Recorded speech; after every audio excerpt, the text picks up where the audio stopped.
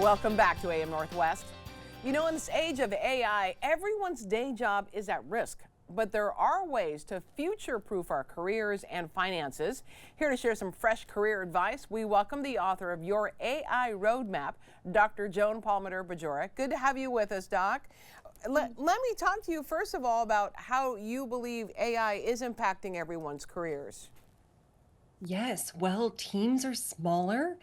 More people need more senior folks, and there are fewer opportunities for people just joining the job market. Those internship roles, entry-level roles, I see diminishing quite rapidly. So this is a time that a lot of people are thinking about, how do I future-proof my career? How do I stay in my job? There's so many layoffs here in Seattle, so it's a wild time. Okay, so what sectors do you see it impacting most negatively? Tech is going to be a huge one hit. I see marketing. Copywriting has really diminished on Upwork, the number of jobs there specifically. So I joke with my mom, I don't know a job sector that won't be affected, if you know what I mean. But which ones at what time? And are there jobs sectors that are growing because of AI? Ooh, growing because of AI. There's a lot of research and development jobs. You know, a lot of these language models need to be fine-tuned. So those AI machine learning engineering jobs, I don't know if you've seen those ones, but the salaries keep rising. But I think eventually we'll have fewer of those jobs.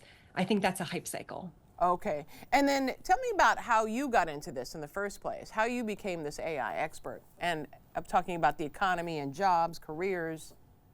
Yes, well, I've been one of those people living the news. It's kind of a funny thing to be working in AI. My background is as a linguist and a researcher. I got my MA and Ph.D. In this field of conversational AI, and then been working in tech, and then sadly been in 2 large-scale AI layoffs. You know, one of those 30% of the company gets laid off in a day kind of adventures. And so because of that, I've really built resilience in my career, building income streams, and people in my DMs are like, how did you do it? You know, could you help me? I feel that anxiety too. So I've become kind of this AI expert in the technical side, as well as a thought leader in helping people on that career money side as well. Well, tell me then how you can help those of us who are talking about wanting to fulfill our dreams or setting our goals. You have something called the WOOP method, W-O-O-P method. Tell me about that. Absolutely. Well, I've been looking at ways to how do we set goals that are actually going to stick, right? It's time of the year where a lot of people are thinking about that. And I found the work of Dr. Otenenging, which is called the WOOP method, W-O-O-P, which talks about wish, outcome, obstacle, and plan. And I've used this for myself for many goals. I think what's really cool is we define what that obstacle is. If you can really dig into that, and what is stopping you, what's that hurdle, you can make a plan of if else. If I see that fantastic cheese, how do I avoid it towards my plan of a low dairy lifestyle, for example? So that's been a really helpful framework. So tell me how we can apply that then to maybe our job search. Absolutely. Well, if your wish is to get a job in a certain sector or a certain way, what are the obstacles to getting you there? And I would say that obstacle is probably people. Do you have a network of people you know in that industry? You know, people intros, it's wild looking at this research that it's who you know. It is who you know. How you get the next job. It is people, people, people. Yeah. And the more I dug into the research, I was like, I've been finding this in my career. How does this bear out in the research? And LinkedIn did research that after COVID layoffs, 70% of people landed the next job based on an introduction. Someone they knew making that intro to Linda, Tim, Tom, Sandeep. So really making the personal connections, leveraging your network, letting them know you're looking for something, and playing that game of the networking and intros. So when you talk about network being necessary, I know you have a formula. It's 80% people, 15% projects, 5% skill building. You read my book. Yeah, I love that. There you go.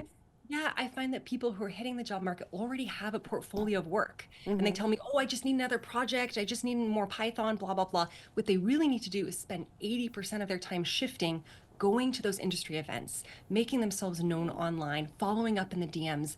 Most people are scared of that. Yeah. So they hide away in the skills. But if you put 80% of your time into people, I know it's going to pan out for you based on the research that I've been finding. Also, you say there's a difference between a paycheck versus income.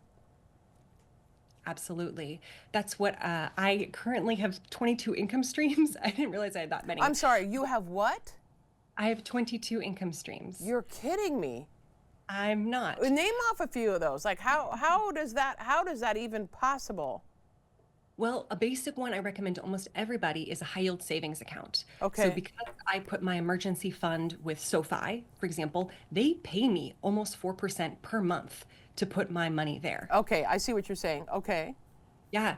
So I teach technical courses. I help startups with different technical documentation. You can read out, I put them all in the book. Yeah. But I think the concept that I have is that when we're scared about losing our jobs, when we have this structure of a 9 to 5, if you lose that, you could be scared about losing your mortgage overnight. Right. I'm about to say. So if there's a world where you have, I mean, it's funny, we talk about diversified portfolios for our finances, Right. but when it comes to income, we frequently are thinking about one income stream. Yeah. If we diversify that, if we have maybe let's just say 2 to 4 income streams, you don't need 22. If there's a side gig that you're doing in addition to your day job, if there are multiple options, you have more resilience on that money side. So, for example, I'm trying to close my first 8-figure deal. And while I'm doing that, I'm not worried about my finances because I have many other pieces of income coming in that help stabilize my overall finances. So I really recommend that to anybody who's scared of losing their day job. What are those side pieces Yeah. that you could ramp up and build resilience for yourself, your family? What would be the advice you would give young people coming into the job market out of college, say?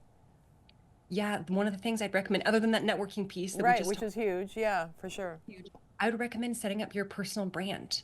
I think personal brand used to be thought of as like optional or like, people just, put their face around.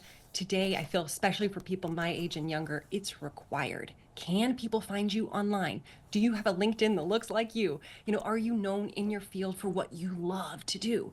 So really establishing that personal brand, which is your professional brand. Misnomer, I didn't name it. Yeah. But this concept of a personal brand is extremely important in today's job market. Wow, fast. You have so much in there in your book. It's AI, your AI roadmap, and you have a book event on Monday at 7 o'clock at Annie Bloom's Books. That's on Southwest Capitol Highway in Portland. We're going to put all the information for everyone on our website at ka2.com. The book again is Your AI Roadmap. Dr. Joan Palmiter Bajorek, thank you so much. It was a pleasure. Thank you for having me. You bet. All right, we'll be right back with more AM Northwest. Don't go away.